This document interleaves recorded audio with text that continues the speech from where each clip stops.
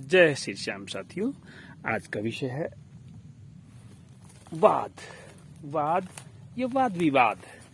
वाद जिसमें वाद क्या है, एक दर्शन। दर्शन क्या होता है, जिसे प्रकृतिवाद के बारे में बात करेंगे। आदर्शवाद क्या है, आदर्शवाद के बारे में बात करेंगे हम आज। आदर्शवाद, प्रकृतिवाद, उदारवाद, उत्तर उदारवाद, समाजवाद है, मार्क्सवाद, ये सब क्या है, दीज आर द फिलोसफीज। अब सबसे पहले क्या फिलोसफी क्या होता है? जीवन यापन करने का पूरा संपूर्ण तौर तरीका, जिंदगी जीने का, सामाजिक प्राणी होने के नाते अपने जीवन को बेहतर बनाने का, उसमें ये सारी फिलोसफीज दी गई हैं। बड़े बड़े विद्वानों ने, अलग अलग विद्वानों ने अपनी अपनी राय दी है और उन वादों को, पहले तो वाद विवाद होते हैं, फिर वाद बन जाते हैं और वाद permanent established group of rules to be followed to become the desired society. Desired society कहेंगे, ऑब्जेक्टिव्स, निश्चित उद्देश्यों को प्राप्ति के लिए या समाज का एक संरचना को स्वरूप देने के लिए जो ये वाद विवाद बनते हैं। देखिए, प्रकृतिवाद से शुरुआत करते हैं। प्रकृतिवाद क्या कहता है कि प्रकृतिवाद कहता है कि सब कुछ प्रकृति के अनुसार होना चाहिए, नेचर पे छोड़ देना चाहिए, ज्यादा इंटरफेयर नहीं करना चाहिए प्रकृति में, है ना। जो प्रकृतिवाद कहता है प्रकृति में ज्यादा इंटरफेयर नहीं करना चाहिए, ये सीधा प्रकृति से ही रिलेटेड है। और आदर्शवाद क्या कहता है? आदर्शवाद कहता है कि जो हमारे वैल्यूज हैं उनको फॉलो करना चाहिए, उनको फॉलो करना चाहिए। एकदम से संपूर्ण खुला नहीं छोड़ना चाहिए इंसान को, या किसी भी चीज को एकदम पूरी संपूर्ण असीमित आजादी नहीं दी जानी चाहिए, चाहे वो बच्चे का है चाहे स्टूडेंट। क्योंकि बच्चे का मतलब हम समाज निर्माण की शुरुआती कड़ी मानते हैं। बच्चे का निर्माण से अभिप्राय स्कूलिंग है, प्राइमरी स्कूलिंग है, प्ले स्कूलिंग से लेकर के higher education, top universities level तक, schooling, middle, higher education, higher school education, secondary, senior secondary, और फिर उसके बाद जो है कॉलेज का एजुकेशन है, फिर यूनिवर्सिटीज का है, डॉक्टरेट का स्टडी है। इन तक हमें किस प्रकार से समाज का निर्माण करना है, वो व्यवस्थाएं अलग अलग वादों में, अलग अलग इज़म्स में दी गई हैं। तो प्रकृतिवाद से शुरुआत की थी। प्रकृतिवाद आजादी, असीमित आजादी। लेकिन आदर्शवाद कहता है कि नहीं, असीमित आजादी से हम दिशाहीन हो जाएंगे, क्योंकि हमारे जो पूर्वजों के अनुभव हैं, जो वैल्यूज हैं, एस्टेब्लिश्ड वैल्यूज हैं, अगर हम उनका अनुसरण नहीं करेंगे तो हमें जो है बेहतर समाज का निर्माण नहीं कर पाएंगे। वो कैसे उदाहरण देते हैं? जैसे अगर हमने यहाँ सब कुछ आजाद छोड़ दिया, यहाँ हो सकता है प्रकृतिवाद में सिद्धांत तो वही आता है, सर्वाइवल ऑफ द फिटेस्ट, जो फिट बैठता हो वही बेहतर रहता है। लेकिन उसमें क्या होता है, कई बार कचरा या अनवांटेड चीजें विकसित हो जाती हैं, जैसे पेस्ट हो जाते हैं, घास फूस हो जाता है, जो बेहतर फसल चाहिए थी वो होती नहीं है, दूसरे ये घास फूस अधिक हो जाता है। ऐसे इंसानों में जो चाहिए होता है वो इंसान पैदा नहीं होता। खूंखार नकारा लोग जो है शीर्ष नेतृत्व तक पहुंच जाते हैं, तो वो प्रकृतिवाद का ऐसे विरोध करते हैं। और आदर्श का मतलब, जैसे हमारे राम राज्य की बात है कि भगवान राम जो है सब मर्यादाओं का पालन करते थे, प्रजा के लिए एक आदर्श समाज, आदर्श शासन व्यवस्था देने की बात करते हैं उसके माध्यम से। तो ये सब विवादों में आदर्शवाद जो है क्या कहता है कि जीवन में जितने भी मूल्य हैं उन मूल्यों को पालन करना या करवाना चाहिए। इसके साथ है गांधीवाद। गांधीवाद अहिंसा पर जोर देता है, अहिंसा परमो धर्मा, यानी कि किसी को, प्राणी को मन वचन कर्म से दुख ना देना, कष्ट ना देना। कि हम ये तो तीर फिर बोल रही हैं आज, तो मन वचन कर्म से कोई भी ऐसा कार्य नहीं करना कि किसी को दुख हो।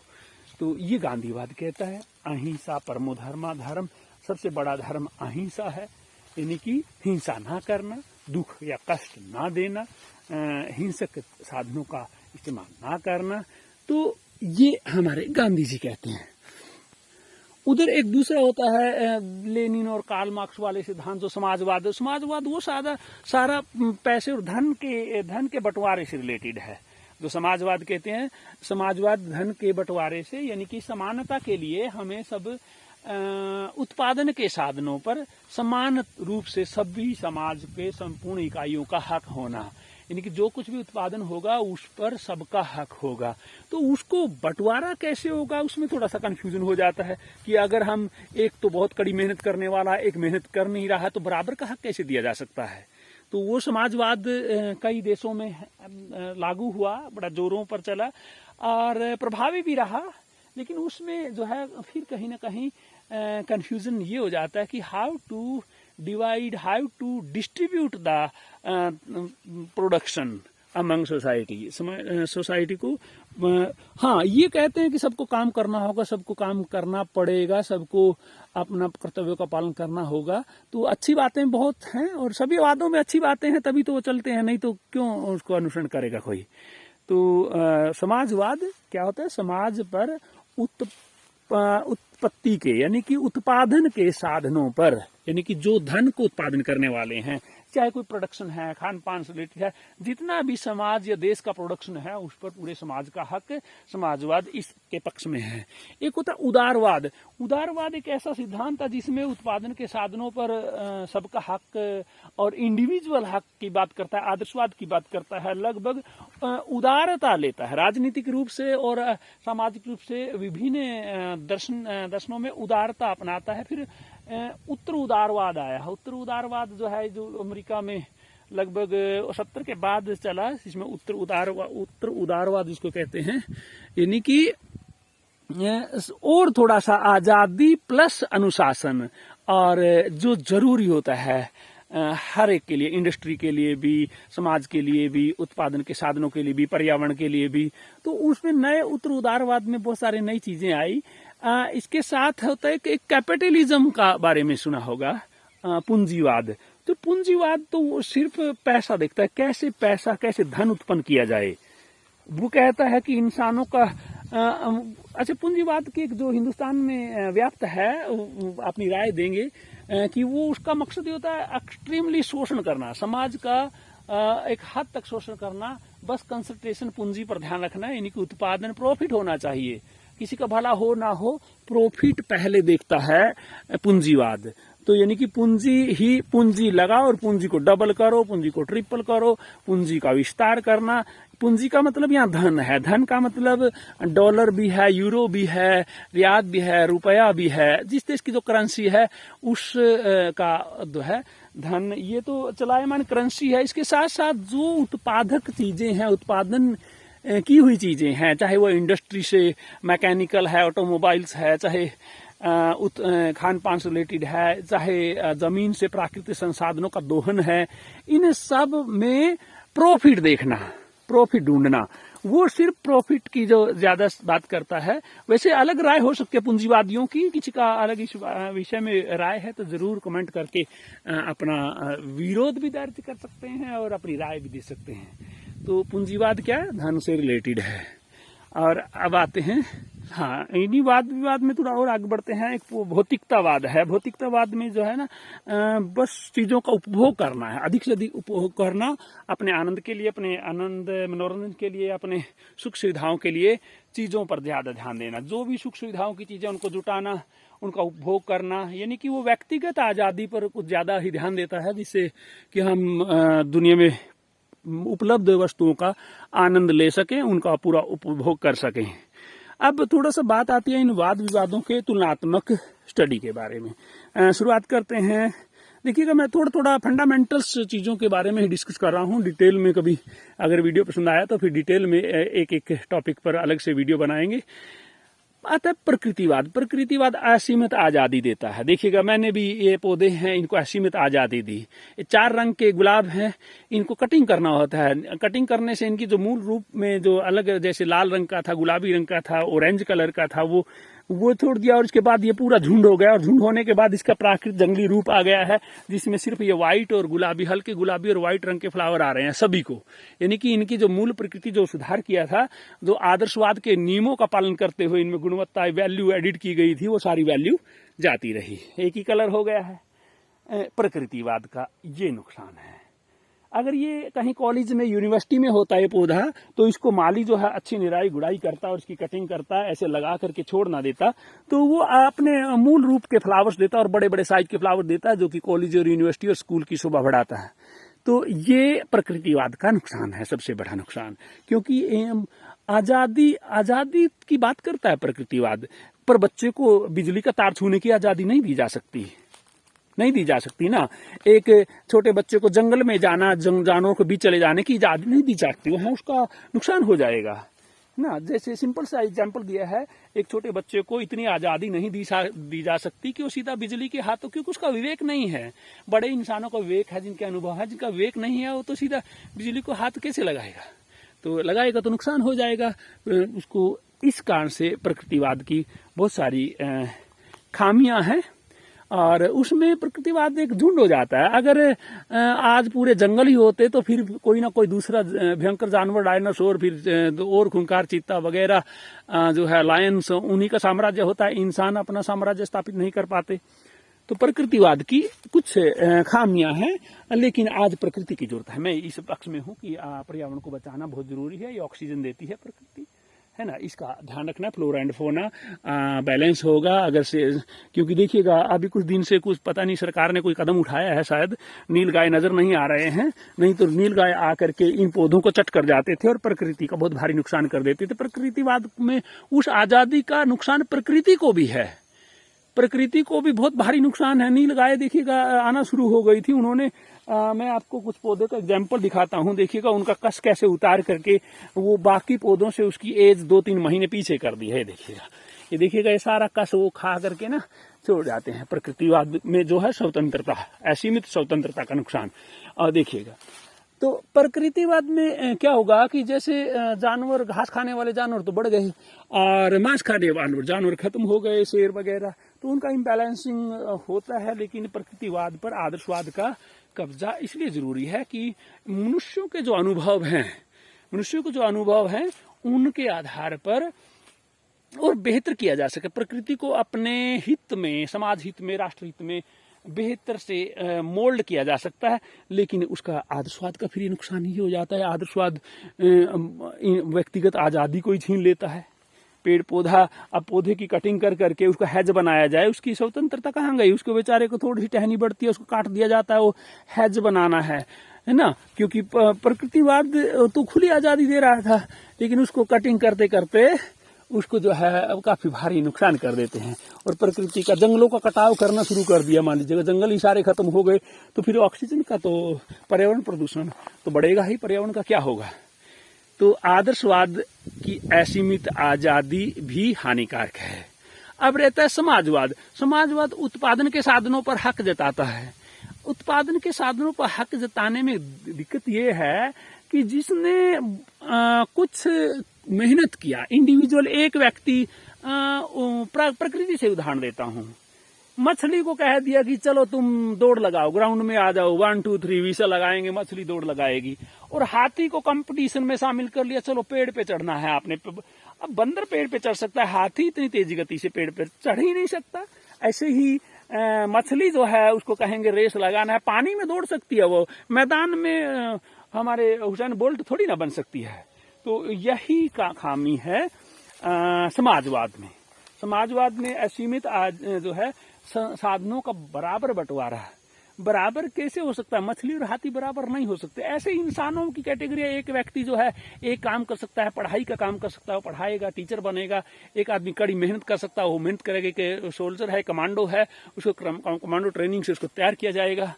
तो समाज उत्पादन के साधनों में भी एक व्यक्ति जो है बढ़ाई का काम अच्छे से कर लेता है, लेकिन उसको कहेंगे कि तू खेती कर, खेती कैसे करेगा? वो खेती करने वालों को कहेंगे तू पढ़ा, टीचिंग कैसे करेगा वो?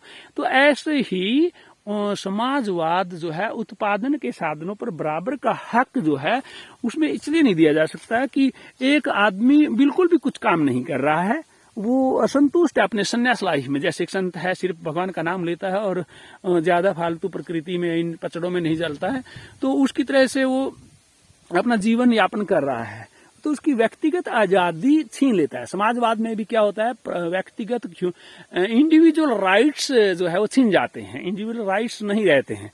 तो इस कारण से उसको एप्लीकेबल नहीं माना जा सकता बहुत सारे समाजों में। एक है हमारा वो किम जोंग पुंग जो है, वो पूरी दुनिया से कटा हुआ है, अपने आप को समाजवाद कहता है, लेकिन कहते हैं उनको आंखों की बीमारियां हैं, छोटी छोटी बीमारियों से लोग मारे जा रहे हैं। बाकी विश्व से कटा हुआ है, दवाइयों का वहाँ उपयोग या दवाइयाँ पहुंच ही नहीं पा रही हैं। WHO भी कहाँ तक क्या करेगा, कितना मेहनत करेगा।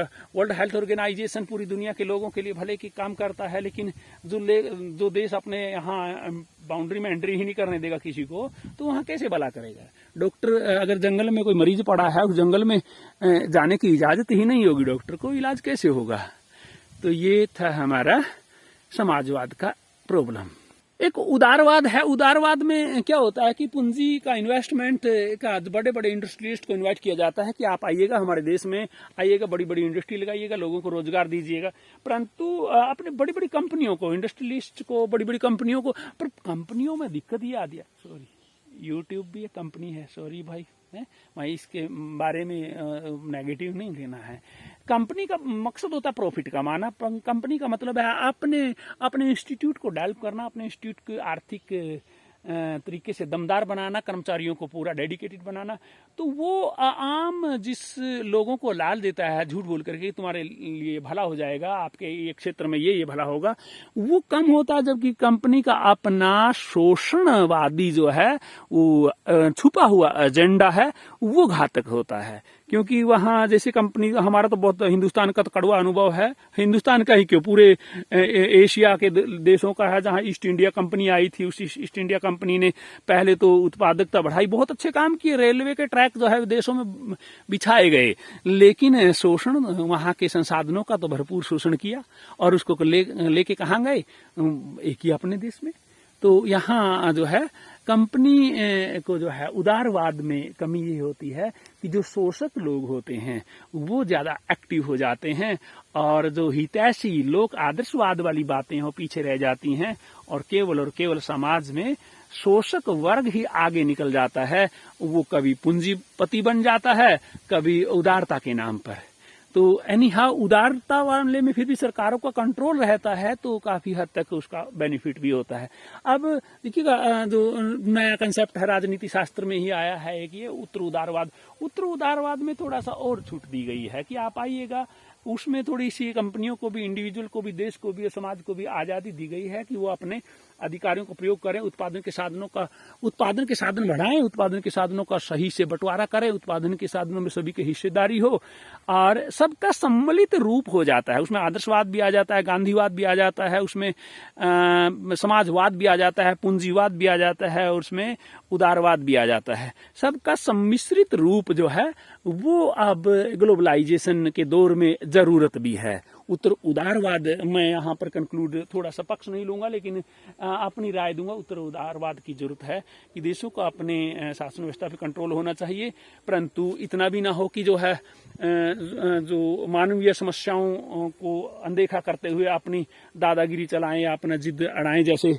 हमारे, मैं खुले कह देता हूँ, ट्रम्प साहब, यूट्यूब वाले, सॉरी टू से एल्गोरिदम भाई साहब, इस बात को माफ कर देना है। जैसे कि जो देशों से आए हैं, दूसरे देशों से मेहनती मजदूर आए हुए हैं, स्किल्ड लेबर आए हुए हैं, टैलेंट आई हुई है, उसकी कदर ना करके उनको बाहर फेंकने की बात करना। हमारे भी यहाँ रोहिंग्या मुसलमानों की बात चली थी दिल्ली में। मैं थोड़ा सा एग्जाम्पल जरूर देना चाहूंगा इन वाद विवाद के साथ साथ। जो वैसे तो कहते हैं वाद विवाद में नहीं पढ़ना चाहिए, कहते हैं ना, वाद विवाद में नहीं पढ़ना चाहिए, लेकिन राय है एक टीचर की, एक अध्यापक की, एक यूट्यूबर की, एक रेस्पॉन्सिबल यूट्यूबर की। मैं बिल्कुल तथ्यों के साथ बात करूंगा, कोई बनावटी बात नहीं कर रहा। रोहिंग्या की बात आई थी तो राजनीतिक रूप से कह लीजिएगा, किसी भी कारण से काफी मुद्दा उठाया। इतने लाखों रोहिंग्या घुसे हुए हैं, ये अपराध करते हैं, चोरी करते हैं, डकैती करते हैं, इनको कंट्रोल किया जाए, इनको सभी को वापिस भेजा जाए जहां से भी आए हैं, हम म्यांमार से या जिधर से आए हैं ये। तो लेकिन हकीकत क्या है साथियों, हकीकत आप कभी दिल्ली में सुबह के 2 बजे से लेकर 4 बजे से 6 बजे तक टहलना कभी मौका मिले, मैंने ऐसा एक्सपेरिमेंट किया है, तो वो देखना कि सुबह सुबह पूरे शहर का कचरा, प्लास्टिक की बोतलें, पॉलीथीन, टूटे फूटे डिब्बे जो सड़कों पर बिखरे पड़े होते हैं, उनकी सफाई, वो माताएं, वो बहनें, वो लेडीज जिसको हम कभी कुछ और कहते थे, मैं बार बार रोहिंग्या शब्द नहीं करूंगा यहाँ यूज, वो हमारे ही हिस्सा है, मानव है, ह्यूमन बीइंग है, और ह्यूमैनिटेरियन होने के नाते I love and respect them all. छोटे छोटे बच्चे बड़े बड़े कट्टे बोरे कमर पे लाद करके वो कचरा बीनने वाले सारा कचरा उठा करके वो कबाड़ी की दुकान पे ले जाते हैं, और उस कबाड़ी की दुकान पर उनको थोड़ा बहुत पैसा मिलता है। बिल्कुल 50 पैसे का बोतल या 25 पैसे का बोतल या 10 पैसे का बोतल ऐसे बिकता है, और उससे वो अपना जीवन यापन करते हैं और रहते हैं। छोटी छोटी जो कहते हैं ना फटे हुए टेंट्स में और छोटी सी झुग्गी झोपड़ियों में रहते हैं। झुग्गी झोपड़ियों में रह करके अपना जीवन यापन करते हैं। दिन में कोई रिक्शा चलाता है, कोई रेहड़ी लगाता है, और कोई यहाँ कचरा बीनता है। तो वो अगर सरकारों पर सौंप दिया जाए, वो शहर का कचरा उठाने का अरबों खरबों का बजट लगेगा भाई साहब, हकीकत बता रहा हूँ। लाखों करोड़ों रुपए का बजट के बाद भी वो पॉलीथीन, वो कचरा नहीं उठा पाएंगे। और ये लोग फ्री में जो है 2 पैसे के लिए वो ऐसा काम कर रहे होते हैं। हाँ, देखिएगा अपराधी तो वेल एस्टेब्लिश्ड सोसाइटी, जो वेल विकसित देशों में भी होते हैं, वो तो सांड होते हैं। उन सांड को तो नकेल की जा सकती है ना। प्रशासन क्या काम, प्रशासन उस पर नकेल डाल सकता है, उनको जो है रोक सकता है समाज में अव्यवस्था फैलाने के लिए, किसी को परेशान करने के लिए। वो जो है, जो अपराधी तत्व हैं, उनको जल्दी पकड़ा भी जा सकता है। अपराधी तत्व आमतौर पर गरीब झुग्गी झोपड़ियों के अपराधी तत्व वो होते हैं जिसमें कोई राजनीतिक क्षण प्राप्त होती है, अन्यथा किसी का हिम्मत नहीं है कोई अनुशासनहीनता पैदा करे। जब कोई राजनीतिक स्थानीय एमएलए, स्थानीय पार्षद उसको बार बार पुलिस स्टेशन में छुड़वा देता है, अप्रोच करता है, कोई निजी छोटी सी चोरी हो गई। मैंने ऐसे बहुत सारे एग्जाम्पल देखे हैं। एक चोर था, छोटा सा चोर, साइकिल चुरा करके गया थाने में, एमएलए का फोन गया, अरे ये तो बेचारा गरीब सा का मतलब उसको चोरी सिखाएंगे हम। तो इस प्रकार की व्यवस्थाएं अगर स्थानीय नेतृत्व देता है, उसको दंडित किया जाए, ना कि उस इंसान को, जरूरतमंद इंसान को। जैसे रोटी चुराने के लिए फिल्में बनी है, रोटी पर एक बच्चे को दंड दिया जाता है, वो शोभा नहीं देता, बल्कि उस व्यवस्था को जिसमें उसको चोरी करने के लिए मजबूर किया। अब यहाँ शहर का पूरा कचरा बीन रहे हैं, आप वहाँ पर देख रहे हैं कि सफाई हो रही है।